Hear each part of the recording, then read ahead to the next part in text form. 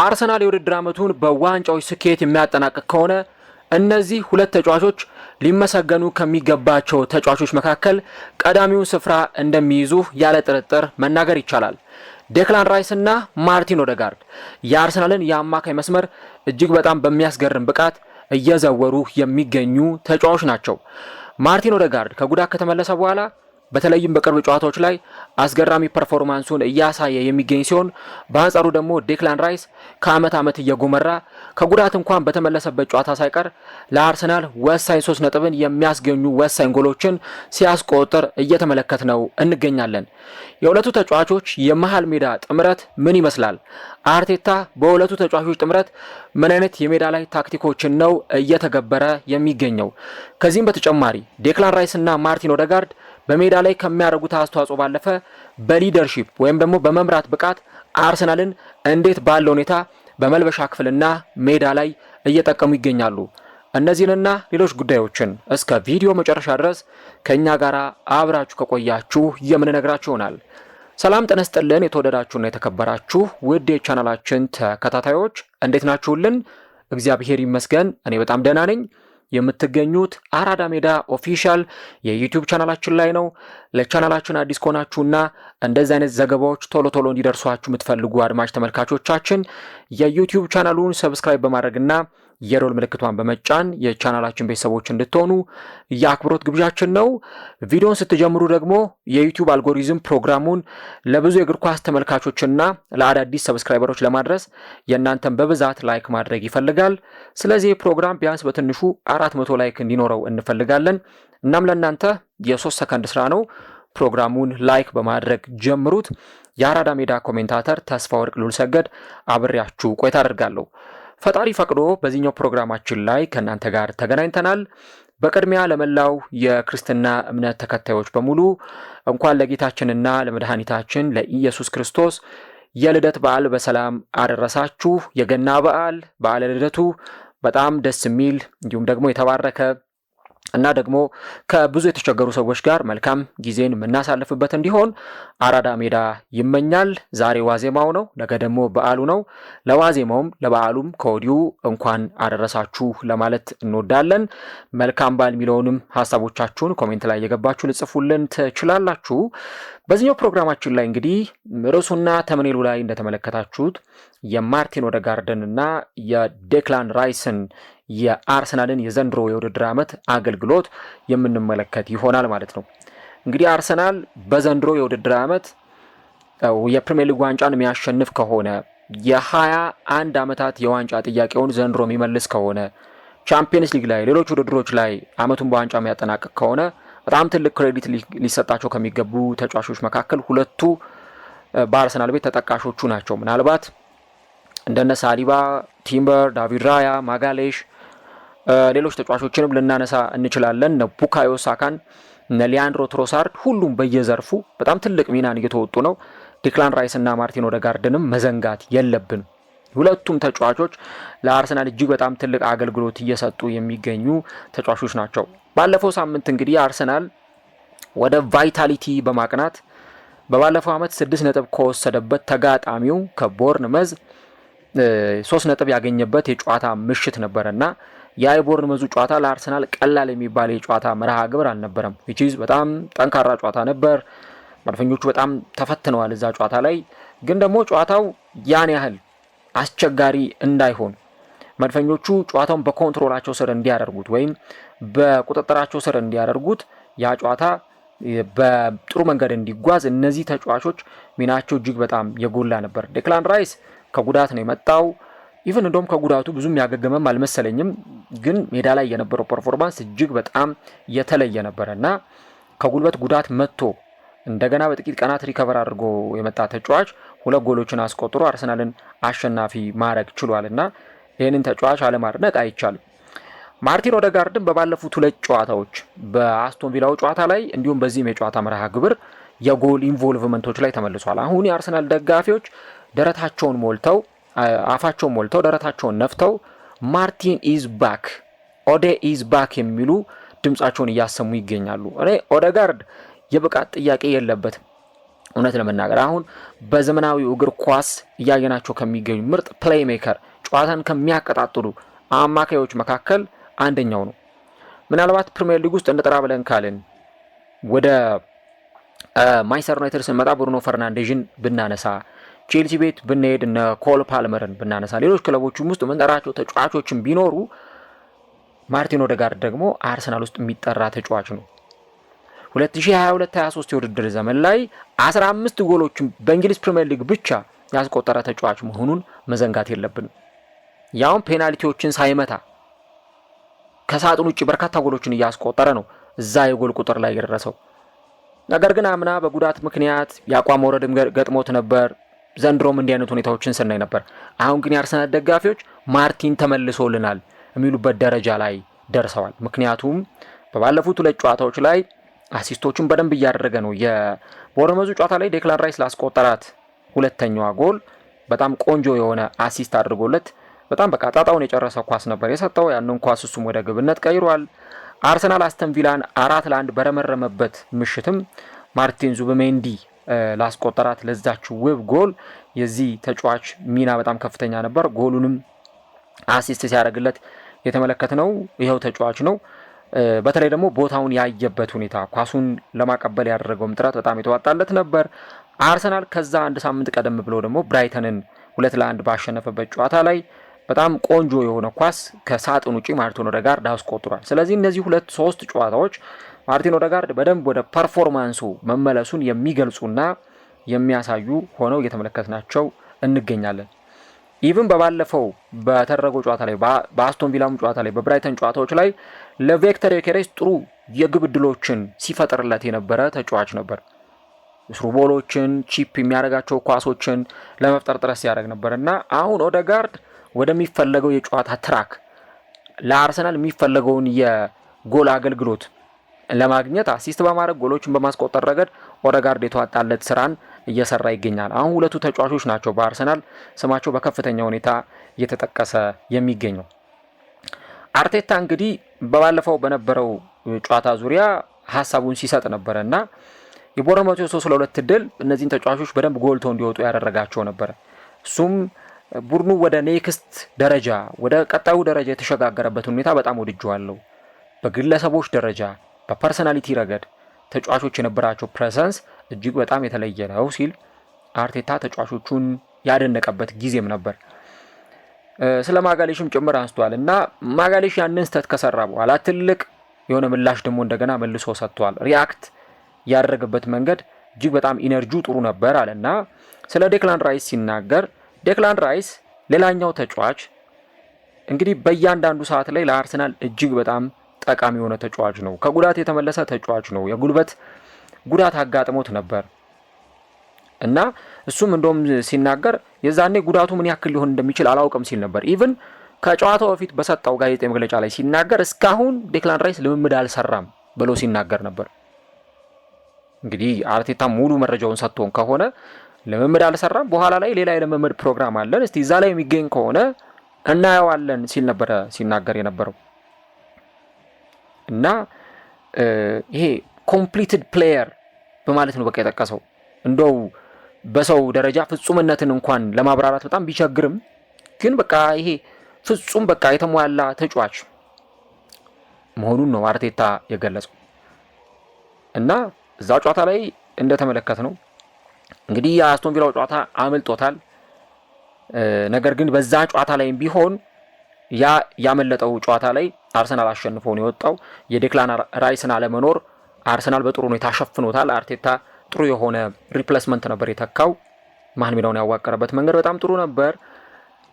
ከዛ ግን በቀጣዩ ጨዋታ ላይ አርሰናል ወደ ሳውስ ኮስት አቅንቶ ቦርነመዝን የገጠመበት የጨዋታ መርሃ ግብር የመሀል ሜዳው የልብ ምት እንደነበረ ተጫዋቹን በደንብ ተመልክተናል እና ለመጀመሪያ ጊዜ ነው ይመስለኛል በፕሪሚየር ሊግ በአንድ ጨዋታ 2 ጎሎችን ያስቆጠረው እና ተጫዋቹ ልክ ጎሉን ካስቆጠረ በኋላ ስቴቨን ጄራርድ የሆነ ጨዋታ ላይ ማንቸስተር ዩናይትድን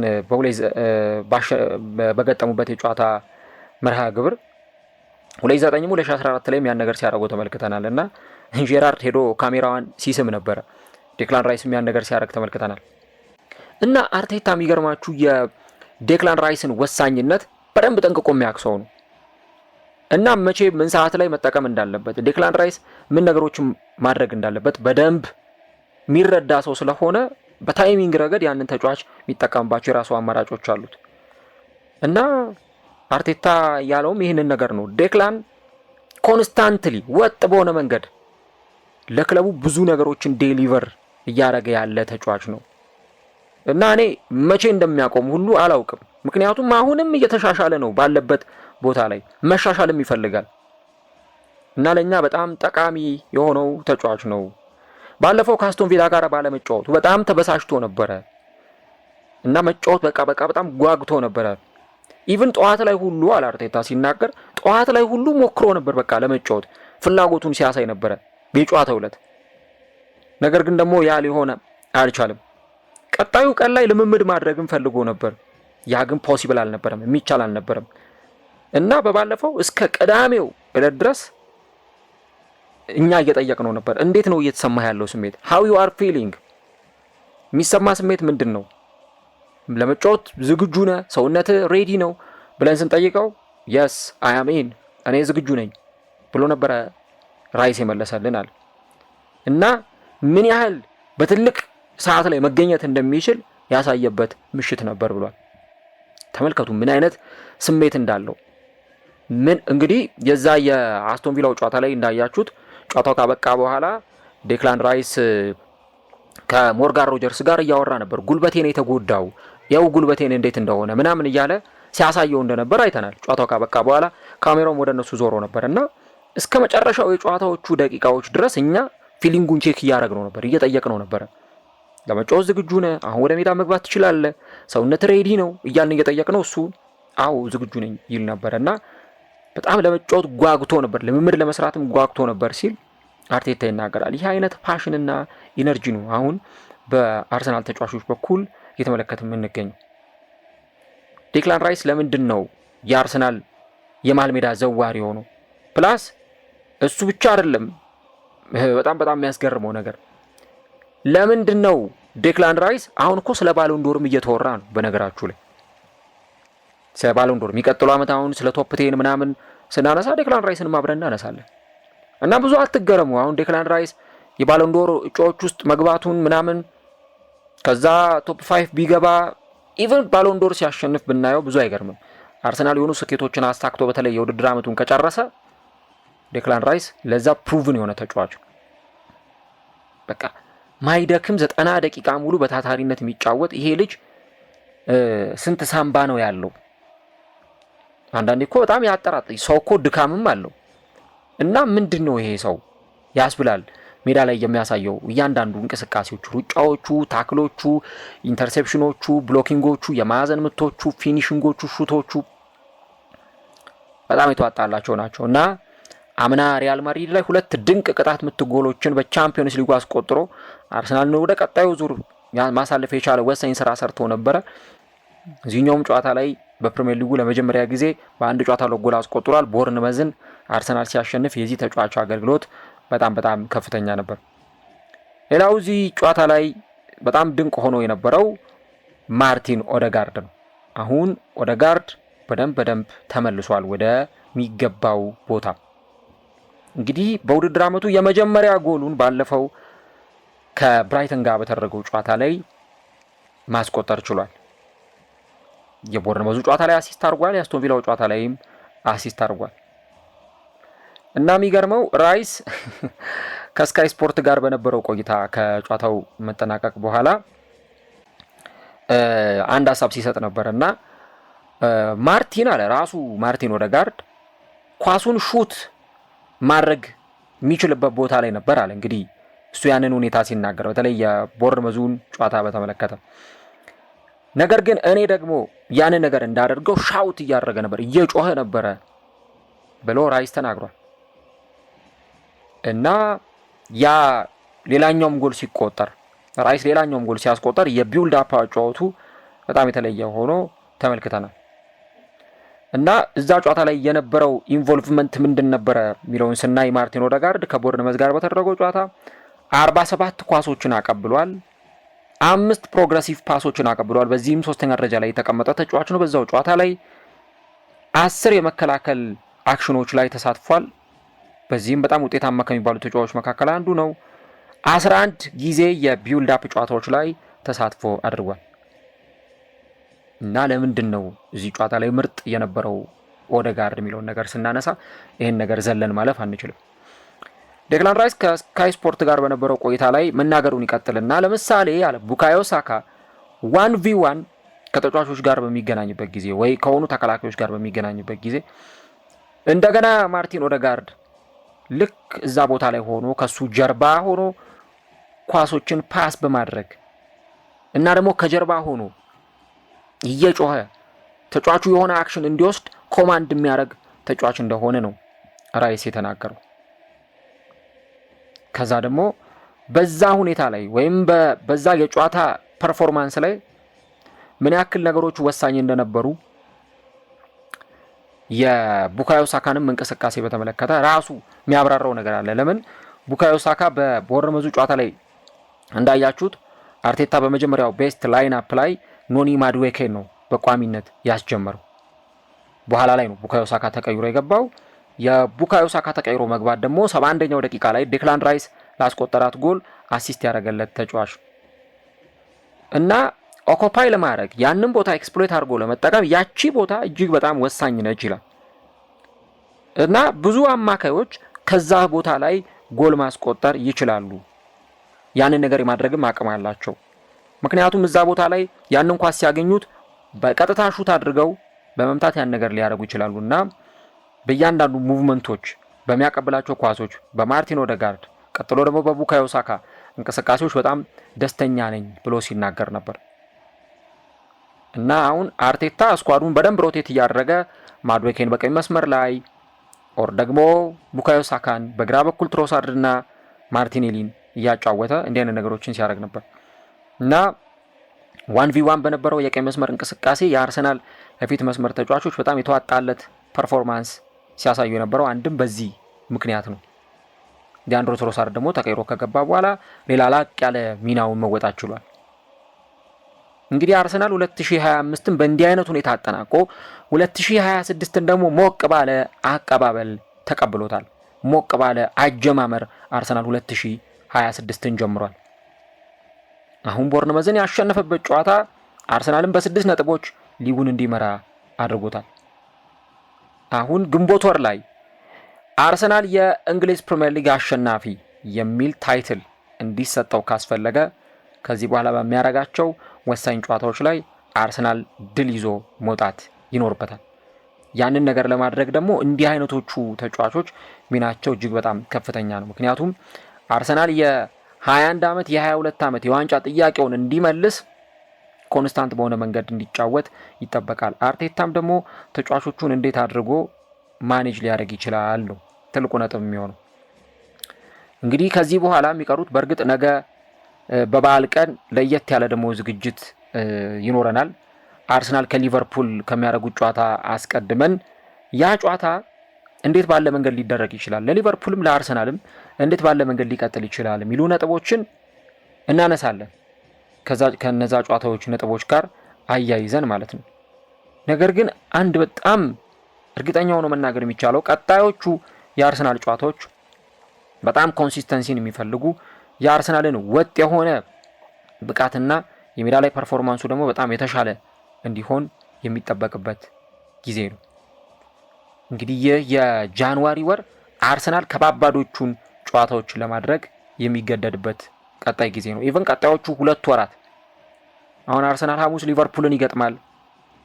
ከዛ ቀጥሎ በኤፍኤ ካፕ 3ኛ ዙር ከፖርትስመዝ፣ ካራቦ ካፕ ከቼልሲ፣ ፕሪሚየር ሊግ ከኖቲንግሃም፣ ቻምፒየንስ ሊግ ከኢንተር፣ ፕሪሚየር ሊግ ከማንቸስተር ዩናይትድ፣ ቻምፒየንስ ሊግ ከካይራት አለማቲ፣ ሊድስ ዩናይትድ። አሁን እነዚህ ከባባድ 7-8 የአርሰናል ጨዋታዎች ናቸው። እነዚህ ጨዋታዎች ላይ ደግሞ ፕሩቭን በሆነ ሁኔታ አርሰናል ውጤት እንዲያስመዘግብም ጭምር የሚጠበቅበት እና ዴክላን ራይስ ተያያዥነት አሉ። ለምሳሌ ማርቲን ኦዴጋርድ ጥሩ እንዲሆን የዴክላን ራይስ ሚና እጅግ በጣም ከፍተኛ ነው። ምክንያቱም ዴክላን ራይስ ቦክስ ቱ ቦክስ የሚሮጥ አማካይ ነው። ፕረስ ያደርጋል፣ ኳሶችን ያቀብላል፣ ያስጥላል፣ ሹት ያደርጋል። ኦዴጋርድ ደግሞ በነፃነት ሰፊውን ስፔስ ሰፊውን ሜዳ ይዞ እየተጫወተ ለአርሰናል የሚያስፈልገውን አገልግሎት የሚያስፈልገውን ሰርቪስ ያደርጋል። አሁን ለነ ዩኬሬስም የጎል የማስቆጠርም ያለ ማስቆጠርም ችግር መፍትሄው ያለው ኦዴጋርድ እነ ዲክላን ራይስ እነ ቡካዮ ሳካ ጋር ነው። እዚህ አርቴታ ይሄንን በደንብ ሮቴት እያደረገ የሚጠቀመው ይሆናል። ከዚህ ነገር ባለፈ ግን ራሱ ደግሞ ማርቲን ኦዴጋርድ የነ ዙብሜንዲን በዛ ቦታ ላይ ኢንቮልቭ ማድረግ በነፃነት እንዲጫወት እድል የሚሰጠው ነው የሚሆነው። ዲክላን ራይስን አርቴታ ከዚህ በኋላ ጉልበቱን በጣም ቆጥቦ ሊጠቀምበት የሚገባው ተጫዋች ነው። ምክንያቱም የዲክላን ራይስ መኖር በጣም ግድ የሚሆንባቸው ጨዋታዎች አሉ፣ በጣም የሚያስፈልግባቸው ጨዋታዎች አሉ። አሁን ለምሳሌ ቀጣይ ከሊቨርፑል ጋር የሚደረገው ጨዋታ፣ የማንቸስተር ዩናይትዱ ጨዋታ፣ ሌሎች አንዳንድ ጨዋታዎችም አስፈላጊ ናቸው እና አሁን አርሰናል ሲቲን በደንብ በርቀት እጥፍ እያደረገ መሄድ የሚፈልግ ከሆነ እነዚህን ጨዋታዎች በደንብ በበላይነት ፕሩቭ እያደረገ ማሸነፍና 3 ነጥቦችን እያያዘ መውጣት ይጠበቅበታል። በተለይ ለአርሰናል ይቺ ጃንዋሪ ወር አሁን ከጥቂት ቀናት በፊት የተቀበልናት ጃንዋሪ ወር እጅግ በጣም ወሳኝ ነች። ነጥብ ድሮፕ ማድረግ ለአርሰናል አይፈቀድም። ለአርሰናሎች ነጥብ ድሮፕ ማድረግ በፍጹም በዚህ ሰዓት ክልክል ነው እና ዲክላን ራይስ እኔ አላቅም እንግዲህ አሁን አርሰናልን ከተቀላቀለ 3ኛ ሲዝኑ ነው። አምና ትንሽ ድካም እያየንበት ነበረ፣ ግን ወዲያው ነው ደግሞ ሪከቨር አድርጎ የመጣውና እንደ ዲክላን ራይስ አይነት ተጫዋቾች ደግሞ እንትን አይሉም። ይሄ በቃ ለጉልበታቸው አይሰስቱም። አይ ለነገ ነው ለከነገ ወዲያ ነው ብለው የሚሰስቱበት ምንም አይነት ነገር የለም። በቃ እስከ ጥግ ድረስ ነው የሚጓዙት፣ እስከ ጥግ ድረስ ነው የሚሄዱት፣ የሚቀጥሉት በዛ ፐርፎርማንስ ልክ ነው። ስለዚህ ያንን አርሰናል ዲክላን ራይስ ይሄንን ፐርፎርማንስ ሁል ጊዜ በየጨዋታው ላይ እንዲሰጣቸው ምንም እንኳን አሁን ሜሪኖን ወይ የሆነ አይነት ተጫዋችን እዛ ቦታ ላይ ለማሰለፍ ኖርጋርድንም እንዳማራጭ እንኳን ልጠቀም ብሎ ቢል አርቴታ የራሳቸው የሆነ የሚሰጡት ኳሊቲ ቢኖርም ነገር ግን እንደ ዲክላን ራይስ የሚሆን አይኖርም አርሰናል ውስጥ። ስለዚህ ዙብሜንዲንም ራይስንም ሁለቱንም በአግባቡ በደንብ ጉልበታቸውን እየቆጠበ መጠቀም ይኖርበታል። ኦዴጋርድ እንኳን ተተኪ አለ፣ ኤዜም አለ፣ ያው በውሰቱ ሊሰጠው ነው እንጂ ኤታን ዋኔሪም አለ እና እነዛን ተጫዋቾች ሊጠቀም ይችላል እና እነዚህ ነገሮች ለማንሳት ያክል ነው። እስቲ እናንተስ ስለ ኦዴጋርድ እና ስለ ዲክላን ራይስ ምን ሀሳብ አላችሁ? ስለ ሁለቱ ተጫዋቾች ምን ሀሳብ አላችሁ? የሁለቱን ተጫዋቾች ጥምረት እንዴት ትመለከቱታላችሁ? ኮሜንት ላይ የገባችሁ ሀሳቦቻችሁን አስተያየቶቻችሁን ልታሰፍሩልን ትችላላችሁ።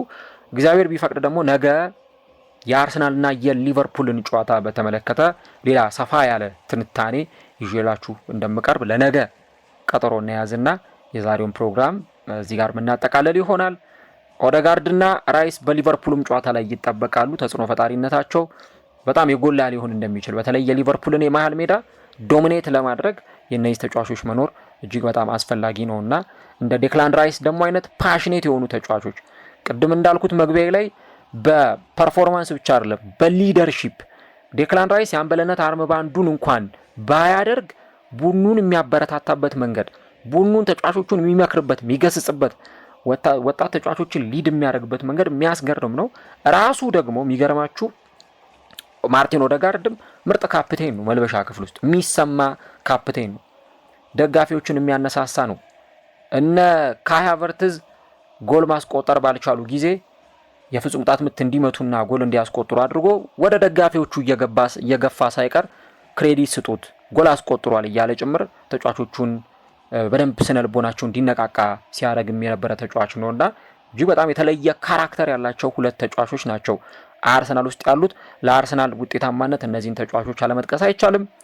ከነገ በስቲያ እንግዲህ ከሊቨርፑል ጋር ይጠበቃሉ። ኤምሬትስ ስታዲየም ላይ በ21ኛው ሳምንት አርሰናል ሊቨርፑልን ሲያስተናግድ ከነዚህ ተጫዋቾች ጋር ምን አይነት ቆይታ ደግሞ ይኖራል የሚለውን ከበዓል ማግስት የሁለቱን ተጫዋቾች ፐርፎርማንስ አብረን የምንመለከተው ጉዳይ ይሆናል።